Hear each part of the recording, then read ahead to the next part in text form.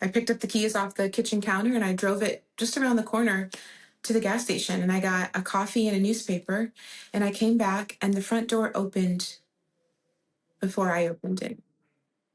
And when the door opened, this man was standing there and he had a gun in his hand. And he grabbed me by my hair and he dragged me in the house and down the hallway and pistol whipped me and put a gun to my head and said, "You don't ever leave this house again without my permission."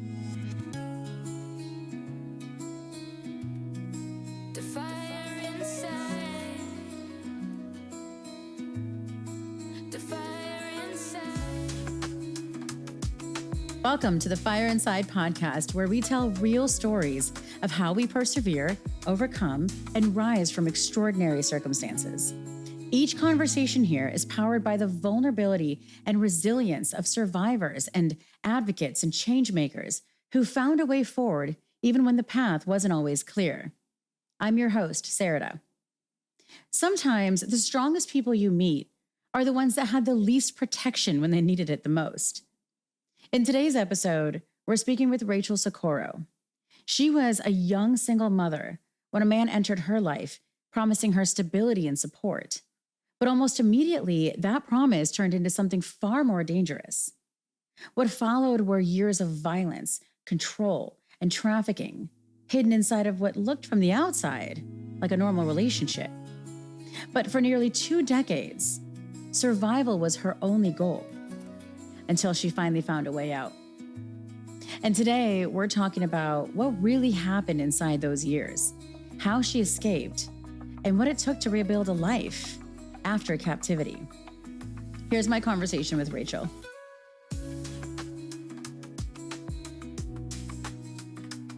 Why don't we just start out with you telling me about the first time that you found out that you were pregnant? Well, I didn't intentionally set out to get pregnant, but I also had this awareness that I wasn't protecting myself, and I felt like actually I couldn't, and I felt like I couldn't go back and ask for help from my family and friends. I felt like I had gone too far. And that sent me on a pretty in-depth spiral, and I got really depressed, and I tried to take my life. I felt so alone, and I didn't feel like I could turn back to my friends and family. And so I was looking for a way out, and I tried, to kill myself. And when I went to the hospital they called an ambulance. I remember going in the ambulance. I remember all of that. And after I was stabilized, the first thing they told me was, "By the way, you're pregnant." Wow. So, So what did that feel like to know that you were pregnant, knowing that just on like hours before you wanted to take your life? well, initially I did not think that I was going to keep the Okay. pregnancy.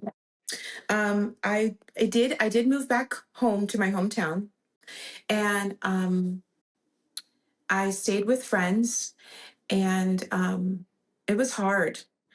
I was pregnant and homeless, and I did decide that I was going to have to go back to work Okay. and to school. And that was hard. And a girlfriend of mine, I remember her telling me, "I know a way that you can go to school and make some money." And that's when I started working in a bar. Yeah, that's really interesting. So once you Yeah. made the decision to keep the baby, what happened then in terms of what you went through to support yourself? I was really locked in on how I was going to build a life for he and I. And I knew the first thing I needed to do was finish my education. And so I went back to school, to high school. This was my senior year, and it was Right. hard. It was humiliating because I had been class president, homecoming queen, captain of the varsity cheerleading squad, both teams, basketball, football. And so this was a really big fall from grace for me in my tiny community. I grew up in Kent, Ohio. So it's Okay. outside the university, it's a very small town, and everything about it is a small town. And so I will say, though, my teachers and my friends really surrounded me and helped me through that season, because here I was, um, This is December, February now, 6, 7 months pregnant. I want to take a pivot real quick and go backwards. Sure. Mhm. And to do that, I'm going to actually read a little excerpt from your book Okay. that I found to be so touching, but also relatable to how I have felt at times in my childhood. So you say, living proof. Oh, living proof. This is when you were 6 years old, and you say that you were walking home every day from school. Yeah. And there was a Mhm. day you waited for your mother to come home. You were locked out of the house. And so you say, minutes turned to hours and day turned to night. I was still sitting on the sidewalk waiting, abandoned, alone, and forgotten. The lies circled, and I began to believe the false narrative. You're abandoned, you're rejected, and you're unloved. The lies that would drive me into captivity. Yeah. So, can you tell me a little bit about the era of your life around that time? Paint the picture of that childhood. Absolutely. So, as beautiful as my childhood was, there was always this very, very dark blot on it. Um, and that was the constant lie of abandonment and rejection. I know absolutely beyond a shadow of a doubt now how much my mother truly loved me. Our relationship has been completely redeemed, and we have a beautiful relationship. And she has been, you know, my biggest cheerleader and my rock now more recently. But early on, I never felt like I belonged. And there was a time where I was very much a reminder of trauma and pain she had endured. And I remember at one point her saying, to my dad, you wanted her, you keep her. I developed this survival mechanism, this belief system that if I just were perfect enough and if I just was well enough behaved, if I just helped enough, if I just worked enough, if I got good enough grades, if I could just be perfect, I could earn my mother's love. Yep. I could earn love and acceptance. And I remember it very prominently telling me, you are forgotten. You are unloved. You are abandoned. You are rejected. And it was like this dark tornado around me that didn't stop swirling for a long time. Has it stopped now? It certainly has. Did you see that same need for love and attention and acceptance follow you through your relationships as well? I believed. Yeah. Ultimately, it didn't. And none of that love or attention. It was manipulation on my behalf. Was true, real, genuine, or fulfilling. And so, yeah, it kept me on a cycle of trying to work and earn and manipulate people's love and attention and acceptance, and then always falling short and feeling empty. So then that led to you at 19 years old. This is after you had your child, right? Where your life takes a Yeah. very sudden and dangerous turn. So talk to me about that. I started adulthood as a survivor. So I worked really hard. I tried my best.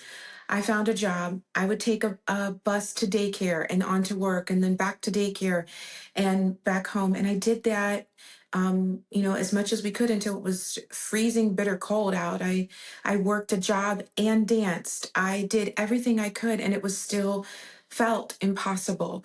I had so much opposition. His birth father would come in and out of our lives. He was an alcoholic. He was severely abusive. I mean, we had children's services involved because he crashed a glass table over the baby swing and the police came. And it was just this storm I was living in. Even though I was trying my best, I felt like there was no way out. Simultaneously, as hard as I was trying and as bad as it was, a family member of mine that had been away from our family for some time, estranged, started coming back around, and he was working for what appeared to be, to all of us, um, a very successful um, businessman. And that is when my grooming and recruiting began. It started off seemingly very innocent. They would help me a lot with rides, with food, with groceries. It just was such a relief to not have to pick between buying groceries and diapers. To someone who was so struggling to survive, like Absolutely. worried about their lights getting cut off, or was down to their last three Pampers and didn't have $5. It felt like someone had saved the day. I was very, very vulnerable, and they just offered me bare essentials, and you know it felt like the top of the world. And so spring, they asked me to move with them, and so we moved to a communal home. It was a big, beautiful home, but it was empty, and I was isolated. And after about 2 weeks of living there, things took a very significant shift. So he had asked you to move in with him into this home. And when you got there, you saw there was other people there as well. Correct. And did they all welcome you in? And did they seem like they were safe? When I got there, it was explained to me that we would all stay together for a year, and then it would give me a leg up. I remember that term specifically, that I'd have access to a car, I'd have help with daycare, that I would be able to have the help that I needed to start college. Really was my dream. I wanted to go to Kent State. And that I would be able to do the things that I needed and wanted to do to try to start to build a life for me and my son. And that sounded like a good idea. In my mind, I was just going to stay with my family member for a year and would be relieved from the burden of trying to maintain this place to live, raise this baby, and figure out how to pay for it all, and maybe start school. So it sounded like a good plan. Okay. So from what you understood, your family member was living in this house along with you. Yes. Mhm. Okay. And the man that was his boss, that Yeah, was and there had been conversations about a romantic relationship, and I had made it clear that I was not interested. In hindsight, it very much was a negotiation. Back then, I don't remember feeling or thinking that, but in hindsight and knowing now what I know, I very much can see. I remember saying to him, I do not love him. And I remember him saying, you can learn to. interesting. And to that broken, desperate girl back then, that wasn't per se a red flag for me, or maybe I didn't even consider it. I thought, no, I won't. I didn't even care. But I didn't see it for what it was then. Understood. Yeah. I mean, why would you? Well, I wrote it off really when he said that, thinking, I'll be where I need to be long before I even have to address thinking about, that. And Yep. Had that thought but I before. did, yeah, I didn't hear what they were saying. That I actually was entering into an arrangement, an agreement, a contract, um, unknowingly, truly. Again, something you can only hear in hindsight. So one Sunday morning, I'm there about 2 weeks, and there's no furniture, and they keep telling me that it's coming. We're going to get some. Um, I didn't have a car yet. I didn't have any of the things that they had promised me. I was just there. I took the car that was there in the driveway. I picked up the keys off the kitchen counter and I drove it just around the corner to the gas station, and I got a coffee and a newspaper, and I came back and the front door opened before I opened it. And when the door opened, this man was standing there and he had a gun in his hand. And he grabbed me by my hair and he drugged me in the house and down the hallway and pistol whipped me and put a gun to my head and said, "You don't ever leave this house again without my permission." And I remember him taking my phone and smashing it. And within a week, I was relocated to another city in another house. Nothing like the house they had originally relocated me to. While it's happening, what's going through your mind? I remember feeling the very, very chill of the metal against my face, And I remember knowing that I wasn't going to die in that moment. I knew that. But I remember the coldness of that metal against my face, um, marking that moment, letting me know that this was the beginning of another hard time, a really dark, hard time. How drastically did your life change after that moment, and what did it look like? Oh, the next 90 days, 6 months it was hell. It was an attempt to break my spirit. I want to back up just a moment. Um, After I was pistol whipped, I was taken, I was put in another house, and it was bad. There were no appliances, there were no utilities for about a month. There was nothing but a bare mattress on the floor. The house had rats. It was in another city. I tried to escape. I wandered around the streets for about a half hour. He found me, took me back, padlocked me in from the outside. I was impregnated again. And I laid there in the dark, in the cold, hungry. I just remember being so hungry, but it was hellacious. It was. I would hear the door open. I'd get the meal most days. Some days they would forget. And I just laid there on that mattress in the cold, in the dark, um, for 6 or 7 months while my second son, grew inside me. And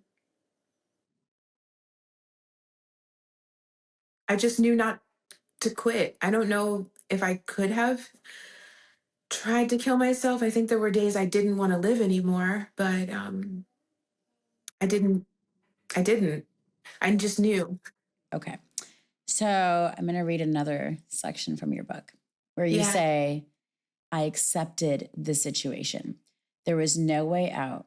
I had to try to make the best of it. My question to you is, how? I didn't know at that moment, but I wholeheartedly believed that. I believe that my grooming started as a little girl. Um, I was raised since the time I could remember, 3, 4, 5 years old, to be a wife and mother. Um, I believed my entire life that that was my purpose. Um, we grew up in a very traditional, very patriarchal belief system and culture. My grandparents converted to Mormonism when I was a very little girl. So the foundation of my faith was built around, not fundamentalist Mormons. We were Latter day Saints, but very much still that traditional, very traditional conditioning of a silent woman who was a wife and mother. And so I think probably in that moment, as a survival mechanism, I defaulted back to what I knew. There was this man who was in control, and now there were these children. And I have to accept that. And how do you deal with that? Well, I had been taught all my life how to deal with that. So I implemented in that moment what I knew. And it was, I watched the women in my life have spines of steel and endure horrific, relentless abuse and still have spectacular homes and maintain spectacular looks and raise multiple children and everything done in perfection and order and silence. I know, I know I'm strong enough to endure this. And I just accepted that it was the cards I was dealt. It was what I let myself get into. I remember blaming myself some. I remember thinking that this was the consequences of choices I had made. And I had to figure out a way to survive and raise these children and accept life on life's terms. And my way of doing that, I come from a military background. My grandfather raised my mother, in a military home, a militant home, and he suffered significantly from PTSD from the Korean War. And I watched how he ran his household with my grandma, and I watched how my mother, tried use that to survive and endure, our life, childhood, and I took on that persona too, and I Okay. became a very much of a bootstraps woman. So your kids, were they being abused by him as well? No, interestingly,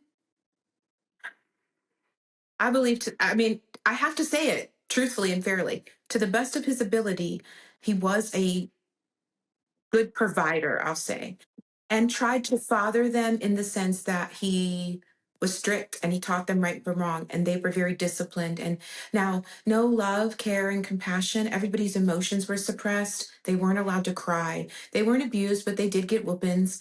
But everybody was so afraid, nobody stepped out of line. Nobody, nobody made a wrong move. We didn't talk, we didn't cry, we didn't share, we didn't do anything. We were all frozen and just waiting to be told what to do. So Mhm. during this time, your life continues to get darker and darker, right? And you say that you hardened a lot. You became a gangster yourself. You went through multiple forms of acceptance, as we just talked about. But you got pregnant a third time. Hmm. Talk to me about that. I'm sorry. I think that was one of my greatest heartbreaks. It was really difficult to reconcile, which it is, but I understand it now. But I think that was the worst thing I endured. And my trafficker certainly did not want another child with me. He only impregnated me before as a form of control. Um, and so he scheduled an abortion, and I went like I was told. And I remember sitting there up until the last seconds. I watched the hands on the clock tick by, and I did not want to kill the baby. I just don't believe in it. And I was very far along. And so I got up and ran out, and I took off down the street. I escaped, and he chased me, and he caught me, and he threw me in the back of the car, a truck, um, and pistol whipped me again and told me, "You will do it, or you both will die." And I thought, I can't. We can't both die because I had to choose. I had to choose between her life and my two sons that were already here that would have no mommy. So he rescheduled it. Yeah. And I went back, and it was worse because I was 2 weeks farther along, and it put me over the 15-week threshold, and it was hellacious. I nearly died. I did nearly die. It was a two-part procedure, and it was so bad. And I remember being so sick and in such shock when I left the second day. I really didn't even have a complete awareness of what my body had been through. Um, I remember the nurse telling me that it was a little girl, and I remember hating her for telling me that. I didn't understand why she would do that. um, and then I went home. I remember hearing the doctors tell him, to keep that it was a very difficult procedure and to keep a very close watch on me. And of course, he didn't.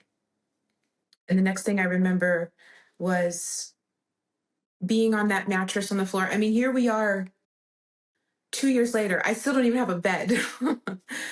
And I remember waking up in an ocean of blood. And uh, I'd hemorrhaged, and I had a bad, bad infection. And next I remember waking up in the hospital, and the Pope had died. That's how I remember exactly when it was. I remember watching that on the news.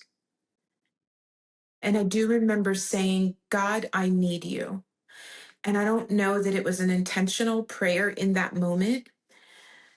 I just remember my soul crying out because I was so shattered and so hopeless still. That's gut wrenching. It is. It is. It still is. I am healed from it, but it's still sad. Through all this abuse and the story you just told of a forced abortion, Mhm. and taking away your freedoms and your ability to make decisions on your own, your story continues in a way in which you end up marrying your captor. Talk to me Yeah. about that. Mm. The drug trade in the United States took a significant shift. My trafficker was a trafficker of all things: people, drugs, guns. So, with that being said, he came up with a business plan to shift his business. And he told me, "You have to get a job. And also, we're going to get married. It will help, our this this situation." And so he hired somebody out of the phone book. They came to our house.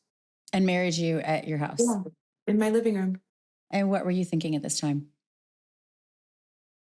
I remember crying Of a course, at lot. the least. And I think everybody thought I was like, I don't know what people thought, but I remember there wasn't a lot of people there. There was just like his mom and his sister. And I remember taking a lot of shots and going upstairs and crying myself to sleep. I don't drink anymore, but I remember throwing back probably 6 or 7 straight and just going to bed. Did you ever tell And him no? never. No was not in my vocabulary.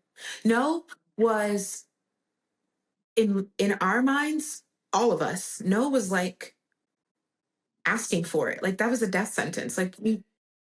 No was not in our vocabulary. You have this forced abortion. You marry your trafficker.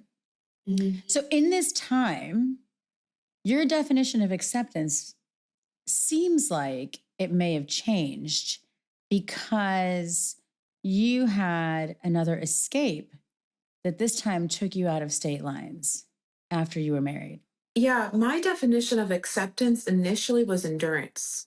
Okay. I I did not see a way out, so I learned to endure. I'll tell you what shifted. God spoke to me.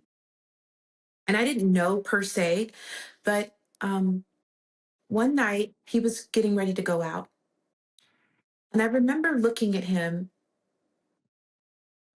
and I don't know if it was a vision or I just had a knowing. Um, I said, "I don't think you should go out."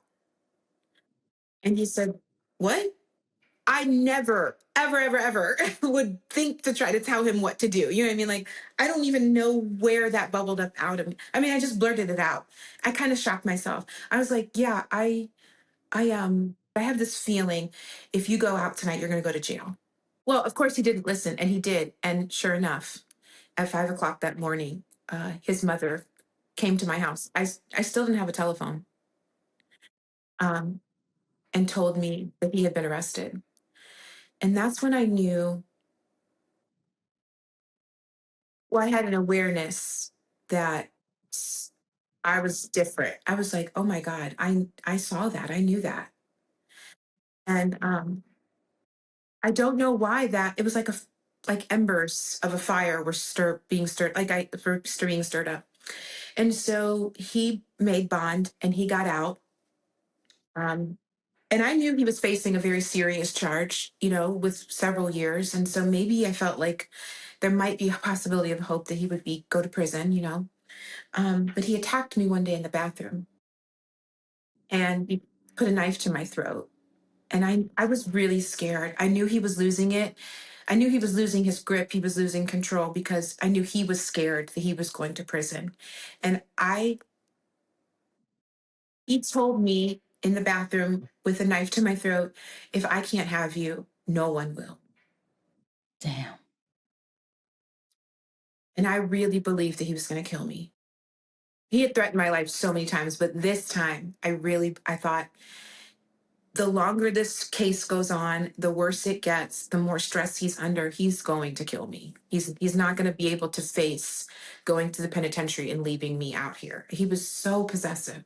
And the moment he walked out the door, I jumped up and I grabbed my youngest son. My older son was in school, and I left walking in the rain. And I started walking towards the police department. by the grace of God, someone he knew picked me up, recognized me. And I begged him. I said, please, please do not tell him. Please take me. And he drove me to the police department. He did. And they put me in the battered women's shelter. Of course, they reported back to him. He owned everybody. He controlled everybody. He owned everybody. Everybody in the city answered to him. Which is what made it And so impossible for you to it was escape it somehow. was impossible. There was no way out. There was no help. Even my family and friends were terrified of him. Um, I didn't have contact with him for years. Um, well, he found the battered women's shelter and he had it attacked. He had it shot up. And so the city and the shelter paid to relocate me and my immediate family to Florida. And I had for a moment a hope that I was out. It was like these precious 6 weeks of relief is what I call it. I mean, it wasn't pure bliss or joy because we were in a battered women's shelter there. It was a official relocation, but it was a taste of freedom. It really I can only was. imagine. Yeah. Yeah. So why was it only 6 weeks? Mhm. Well, in the state of Ohio, where I live, there was an old patriarchal law. I've since worked with legal and legislative groups in our state to have these kinds of laws reversed. Um, that if you are married, and this was one of the reasons why traffickers marry their victims, we have seen a 35% increase in forced marriage in human trafficking in the last 2 years in the United Wow. States. This law states that if you take your children across state lines without notifying your spouse, you can be charged with kidnapping. So that's what you were charged with? Attorney. Well, Children's Services came to the domestic violence shelter, drug tested me. He had told them that I was crazy and on drugs and taken my children and was lying. And even though there was a police report, even though this was official transport, even though I had a paper trail from Ohio to Florida, it's amazing what money can do. Wow. Yeah. So this attorney, built this case and Child Protective Services came to the shelter, drug tested me. There were no drugs in my system, but they did tell me, you have 24 hours to put your children on an airplane and go back to Ohio, or you will be arrested for kidnapping and your children will go back in the custody of the state. Were they aware that this man is your captor? He's trafficking you? No, there was no Why? protocol. This was 2010. Human trafficking didn't become a federal law until 2014, and it didn't Okay. become a law in the state of Ohio till 2017, I believe is the official date. Understood. So there was no knowing of, I mean, there was domestic violence, but money buys that. We still know how ineffective our system is for domestic violence. We've barely scraped the surface on human trafficking. So then you made the choice to obviously have to go back. Yeah, well, it wasn't a choice. I mean, I was going back. I was either going back free will or I was going back with criminal charges for kidnapping. So, yeah, I put my kids on a plane and I stepped off an airplane at Cleveland Hopkins International Airport and back into his car and spent another 7 years in captivity. Wow. This time I was different. Okay. I I knew somehow, some way, things were going to change. I became smart and methodical. I started playing my hand differently with him. I started directing the narrative. His mistake was showing me a glimpse of vulnerability. He had controlled me up until this point through sheer fear and terror. I believed that he would kill me. I still felt afraid of him, but I had also got a sniff of his fear. And so we were in a very delicate time because he was going through this court case and he had backed up. Also, he had saw me assert himself, and also now law enforcement were onto us. We were being watched. So things calmed down, and I used that time wisely. He wasn't as aggressive. He couldn't be. His attorney told him, you need to go home and you need to make your life look as peaceful and as regular as possible. We started going to church. He started going to AA. I got a job. And so this was all building strength in me. This new series of events was really fortifying me. And I started working in the beauty industry. He told me, you got to find a job where you're around women and you can be watched. And so I went into the beauty industry and I had a watchman who stayed in the store, in the retailer I worked in, all day and watched me work. Oh, that's what he meant by watch. Like, so that he could put Yeah. somebody in there to watch you. Yes. Interesting. Yeah, I had to work. Yeah. And so, but I started learning who I was and what my power was. And it took a long time. It took 7 years, but it started building. Plus, I got cancer and I beat it. And that also in that time, yeah. And I fought it alone. I remember going to the doctor's office and getting the diagnosis and coming out into the car and just bursting into tears and him looking over at me and saying, what the F is wrong with you? And I looked back at him and I was like, I have cancer. And his only response was great, effing great.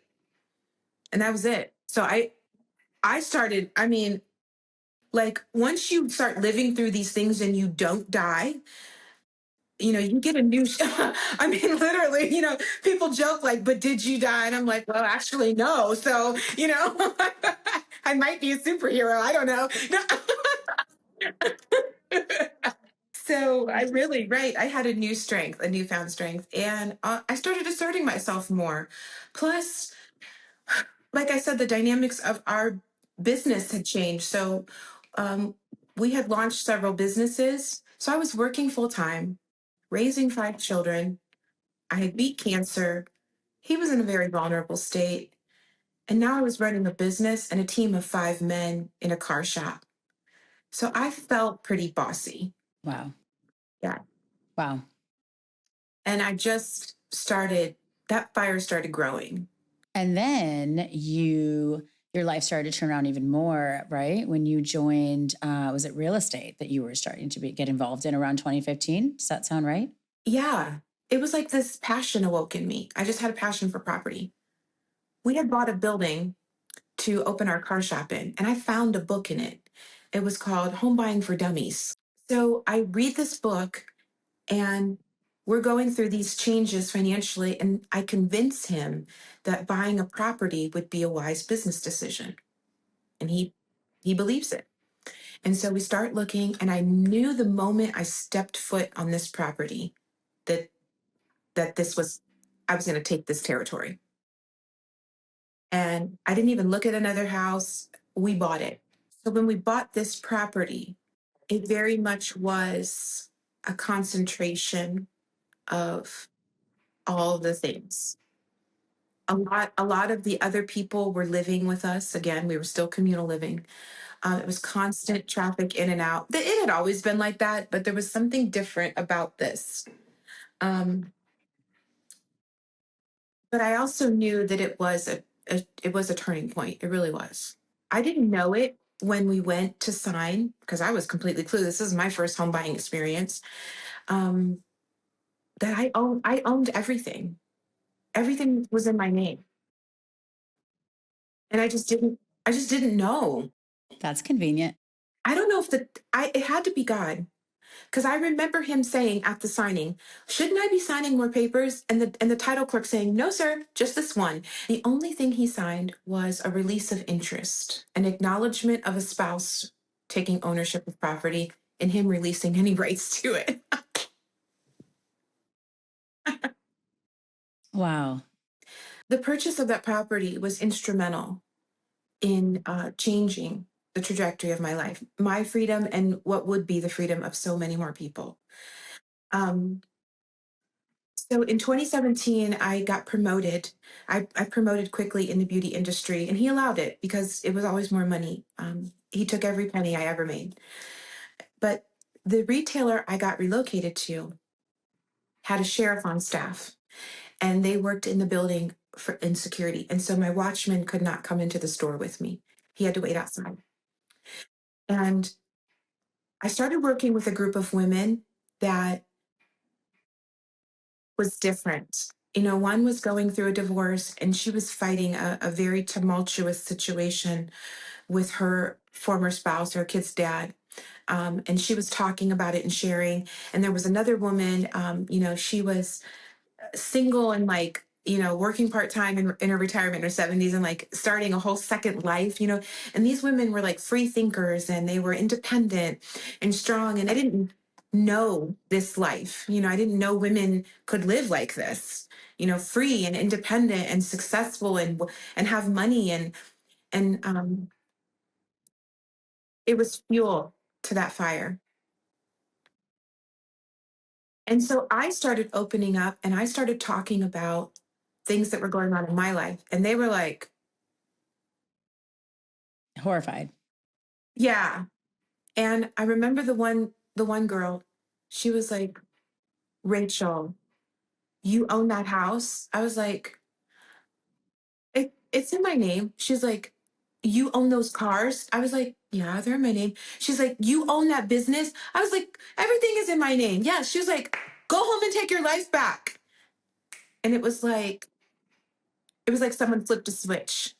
So I remember going home that night and I remember laying in bed next to him. And I remember looking over and thinking, if I try this again, because I hadn't tried to leave in 7 years since that last time, I thought I might die. It's a very good chance that I won't make it out. And that was it. And I got up and I took the car keys and I stole the car, which was mine, and I drove downtown to what I thought was the police department. It actually was the domestic relations court, but divinely aligned. I walked in the front door and I walked up to the deputy at the security station. And I just simply said to him, I need help. I'm being held captive. And he And this looked at is me like 2017. So at this point, when you say that, there's a different reaction. yeah, there was no protocol per se, but he swept me upstairs, Wow. got me in front of a magistrate. She listened to me. For the first time, someone really listened and heard what I was saying. And she told me, she said, this will not stick, but it will buy you enough time to do what you need to do. And by noon that day, the sheriff's department had extracted him from that house and I was free. The captivity is really in the mind. I sat in that house for another 30 days because I did not know how to live independently. I didn't snap out of it until my youngest son came to me and he's like, Mommy, we're out of food. And I froze. That was my trauma response. I did not know what to do. And it took me a long time, like 30 minutes to gather my wits and to realize that I could just pick up my purse and go to the store on my own free will. I was a 35-year-old woman and I walked back out into the world and had not used a debit card. I did not know how to use a cell phone. I had never been to the grocery store independently. I walked out into the world again so vulnerable and so scared. I remember feeling like shell shocked. Like I did not know how to live. So 30 days goes by. Your son is asking for food. And is that when you snapped out of the shock? And if so, what'd you do then? That fire inside turned into a raging wildfire. Once I realized, once I sobered up, I was like, okay. And I looked around. I was like, I still have this business. I still have this job. I have everything. I have everything. Like it's actually sad. I recognized in a moment my pendulum swung so far the other way.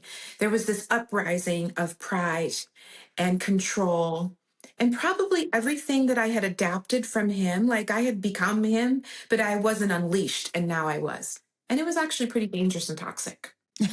And so it was. I That's just love the that. truth. It was the truth. I remember her. Like that was a dark woman. I laugh because it's interesting how when you do find the tools you have in your tool belt and you do look inside of yourself and see how much power you have, it does feel like, oh, it's a force to be Oh, reckoned with, I right? was drunk. I was drunk on pride and power. Yeah. Once I was so abused and so oppressed. Once I got a taste of the freedom and power I had. I was running a six-figure business, working full time in the beauty industry, excelling wildly. And I ran a team of 5 men. I had an auto collision repair shop. Like I was in a man's industry killing it. I did six figures, my first 90 days away from my trafficker. I took that business from $54,000 to $114,000 in like 9 months. And so I was free, I was wealthy, and I was spiraling really. And I went on a wild ride to try to find myself, um, just trying everything except for drugs. And I crashed and burned after 18 months, um, my pendulum came back to the middle and it stopped. And I found myself in jail. Oh, And I was involved in a horrific car wreck. Um, I call it a kingdom collision. And oh my, I remember that night in jail praying. And I remember saying, God, if you still hear me, because I hadn't talked to him in a long time, I said, if you will help me, if you will save that woman's life, that was involved in the accident. And if you will keep me out of the penitentiary, because I had just gotten free.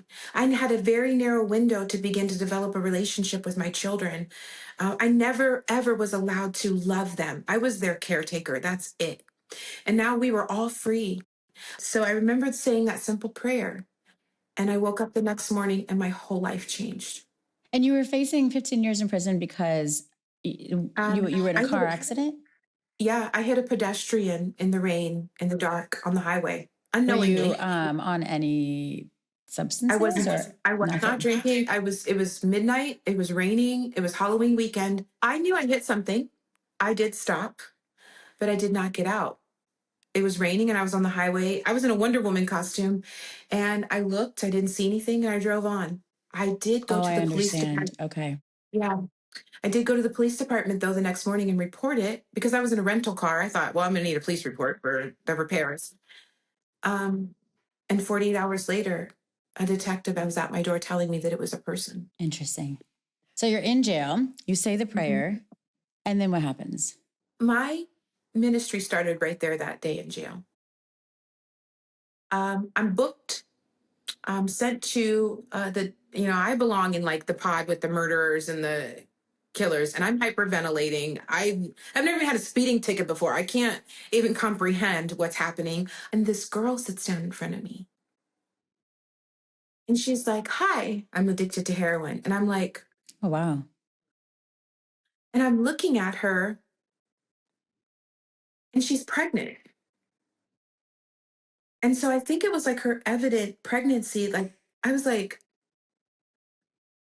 and I tell you, before I knew what I said, I was like, "Can I pray for you?" She was like, "What?" And in my mind, I was like, "What did I say?" I didn't remember the last time I prayed, let alone for someone else. You know what I mean? Yeah. He was like, "I don't believe in God." I was like, "I do. I do." I was like, "I do. I believe in God." I was like, "I believe enough for the both of us." And I just shut my eyes and I started praying and I opened them and the whole jail was looking at me. Wow. And I was like, and I grabbed the covers and I pulled them over my head and I turned over. And the next thing I do, I open my eyes. And that woman is the next morning, next thing I remember, she's leaning over top of me. And she's like, "Are you awake?" And I was like, "Yeah." She's like, "Do you want coffee?" And I was like, and I sit up and she was like, "I don't know who your God is." She said, "But I know he's real." She says, "Because I have not slept like that in 5 years without a hit of heroin."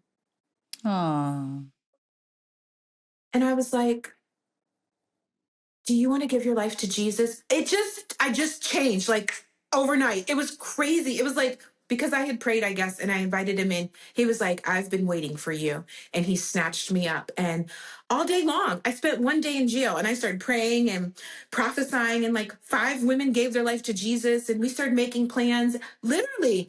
And then I got out the next morning miraculously. I wrote a whole chapter in my book called Miracle Signs and Wonders because I didn't find God in church. I found him in jail. I That's did. brilliant. That's brilliant. And that's right where I birthed my ministry, where it started. And revival broke out in the county jail. So I guess I had to go there because. So this now shapes the course of what your life is Yes, now, right? And like bringing you to yes. that. So talk to me about how you went from that to then the nonprofit, to building the nonprofit.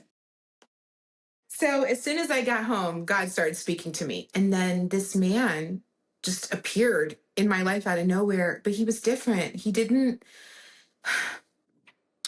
want anything from me like every other man in my life had. He just wanted to be there and be nice to me. And that was so foreign to me. And so he started teaching me about this new thing, and I just soaked it up like a sponge. And I was so hungry. I didn't want to do anything but help other people who had been hurt like me experience this. And so I cleared out that we had a 5-bedroom, 4,000 square foot house. I know my family and my kids thought I was losing it. But I did. So I opened a safe house. Oh, wow. And yeah, I moved me and my kids upstairs and I emptied out the entire downstairs and I reconfigured it. And I just started pulling other kids and women and children out of darkness, trafficking, abuse, drug addiction. And I put them in the house and I literally just loved them back to life. And I would pour into them all these things that he was teaching me. And now it's, my God, almost 10 years later, and we've helped over 500 people. And now we've grown into this life wellness ministry that's national. When God first told me, I laughed. I remember laughing and saying, you got the wrong girl. I literally told him that. Like when he really showed me what this life was going to look like and who I was and who I was called to be, I was like, that ain't me. That is you. Can you imagine telling God he's wrong? So like, what would you say was the thing that made you actually say, never mind, you got the right girl? I have to be honest. I just do. The change agent um, was this promise. Uh, One night, I'll never forget it. I was coming down my steps and through my kitchen. I had a mother in law suite off the back of the house, and my elderly grandmother had moved in with me. I was taking care of her. And I was walking through the house to check on her, and clear as a bell, the Lord spoke to me. And he told me about something that was going to happen in my future. And that is what I responded to. I was like, I'm not doing that. You got the wrong girl. And he over inundated for a week straight. It kept repeating this promise until it was undeniable. At first I thought it was crazy. I had this conversation with my grandma and she was like, "No, God is speaking to you." So then I knew that was what it was. I thought, okay. I got to figure out. I couldn't comfort. I was like, "Okay, wait. God of the entire universe, like is talking to me." So, and I'm this like broken, ratchet woman.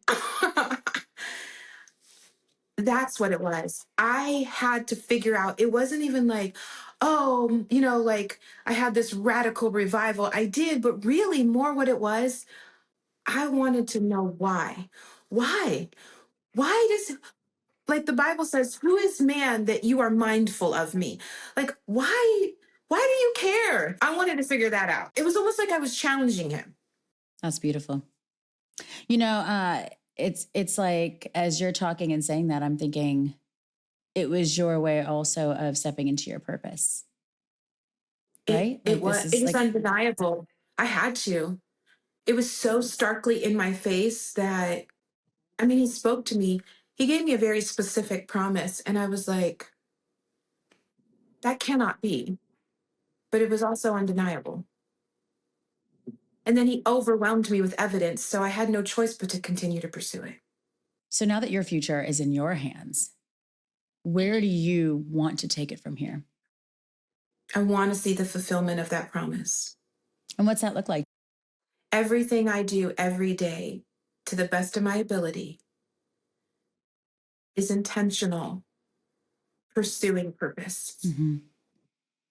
What do you think, if anything, will be your biggest challenge on that road? In my faith, in my belief system, um, finding the balance of living authentically and in your purpose and identity, but also for me, this is purpose. Uh, laying down your life daily to be who you were created to be, which my belief is Christ-like. So it's living in the fullness of your identity, but then also losing that pride and that self to live, to allow God to live his life through you. My message purely is one of hope, that it's very simple. It's simply summed up in the statement. It's our core belief that the better is possible. I am living proof that your experiences do not define you. What you have lived through is not who you are. And at any point, no matter what you've been through, you can lay hold of that belief that better is possible and start that relentless pursuit of purpose and destiny, becoming who you need to be, who you were created to be, to fulfill your purpose and destiny. That is so powerful. It is. So the $1 million question is, where does your fire inside come from? God. Wow. Now, for anyone that's listening, can you tell them if they want to support you, your story, your organization, anything? Yeah. Can you tell our listeners how they can support you and your organization? Yes, thank you. You can buy my book it's on Amazon, Living Proof by Rachel Socorro. Thank you. You can find us on Google at totallifewellness.org. You can see all of the work that we do. Up in the corner on the little hamburger is a menu, and there's ways to give. You can go right to our Give Butter. 100% of the proceeds that are donated go to support survivors. We are in a huge influx of need in Northeast Ohio. We just completed with the Human Trafficking Task Force an initiative called Operation Next Door. And there's an article online. Amazing. It is good news, but it also means that there's we average 5 victims per trafficker. So if there's 100 arrests, that means there's going to be 500 people seeking services. And we are one of the most prominent ministries that serve survivors. So we need a lot of help right now. So you can give and prayer and also promotion. So if there's any opportunity, for me to share my story or the work that we do, please participate in that. You are powerful. And you're right that your story is living proof that you're not stuck at any point in time. There's absolutely a way out. I'm just so grateful for you for coming and sharing your story today and for breathing life into us. Thank you for having me. Absolutely. Thank you for having me. Absolute joy. Thanks so much, Rachel. Thank you. Listening to Rachel's story, what stayed with me the most wasn't just what she survived. It was the choices she made afterward. The choice to break cycles instead of repeat them, to build a life rooted in faith, purpose, and integrity, and to use her voice so others don't have to suffer in silence. I also keep thinking about the resilience it must have taken for Rachel to stay mentally strong through all those years. observing, adapting, and believing that there still had to be a way out. One of the things that Rachel spoke about was holding on to faith, even in moments when it felt like God was quiet. And whether you're a person of faith or not, I think we can all relate to hope. That quiet belief that somehow there must be a reason to keep going. If you're listening today and feeling trapped, forgotten, or beaten down by your circumstances, I hope Rachel's story reminds you that your story isn't over. Your life has meaning, even if you can't see it yet. And sometimes it's that small belief that is the fire that carries us through. Until next time.